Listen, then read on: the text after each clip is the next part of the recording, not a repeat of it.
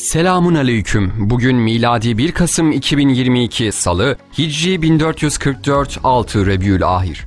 Günün ayeti. Artık ileride bileceksiniz. Aşağılatıcı azap kime gelecek ve sürekli azap kimin üstüne çökecek? Hud 39. Günün hadisi. Halka teşekkürde bulunmayan Allah'a da şükredemez. Tirmizi, Ebu Davud.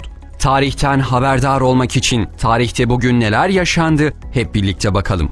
1755, Portekiz'in başkenti olan Lizbon'da tarihinin en şiddetli depremlerinden biri meydana geldi. Tsunami'ye yol açan depremde şehrin 2/3'ü yıkıldı, 90 binden fazla kişinin öldüğü kaydedildi. 1928, harf devrimi ilan edildi. Kur'an alfabesi olan Arapça kaldırılıp yerine Hristiyan Batı'nın kullandığı Latin harfleri kabul edildi. 1353 sayılı kanun kabul edilerek yüzyıllardır kullanılan Kur'an alfabesinin öğretimi de yasaklandı. Yeni laik seküler rejim alfabe değiştirmekteki amacı okuma yazmayı kolaylaştırmak şeklinde gerçeklendirse de gerçek çok geçmeden ortaya çıkacaktı. Amacın İslam medeniyetini ortadan kaldırmak olduğu kısa sürede ortaya çıkmıştı. 1954, Cezayir bağımsızlığını ilan etti. Böylece 8 yıl sürecek ve 500 bin Cezayirli Müslümanın hayatını kaybedeceği bağımsızlık savaşı başlamış oluyordu. 130 yıl boyunca Cezayir'i işgal altında tutan Fransa, bu 8 yıl zarfında tüm dünyanın gözü önünde modern zamanın en büyük vahşetine imza attı.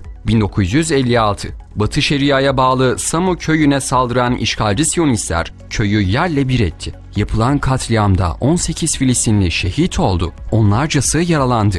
1999, Maastricht Anlaşması yürürlüğe girdi. Avrupa Birliği resmen kurulmuş oldu. 1998, Avrupa İnsan Hakları Mahkemesi kuruldu. Bu mahkemenin de Avrupa'nın diğer tüm uluslararası kurumu gibi tarafsızlığını koruyamadığı, özellikle İslam ve Müslümanlar aleyhinde kararlara imza attığı gözlendi. 2012, Rus kuklası Kadirov güdümündeki Çeçenistan müftülüğü aldığı yeni bir kararla ülkede şehit düşen direnişçi mücahitlerin naaşlarını Müslüman mezarlıklarına defnetmeyi yasakladı. Mücahit direnişçilerin akrabaları şehit düşen yakınlarını bundan sonra hiç kimsenin göremediği bir yerde tek başlarına defnetmek zorunda kalacaktı.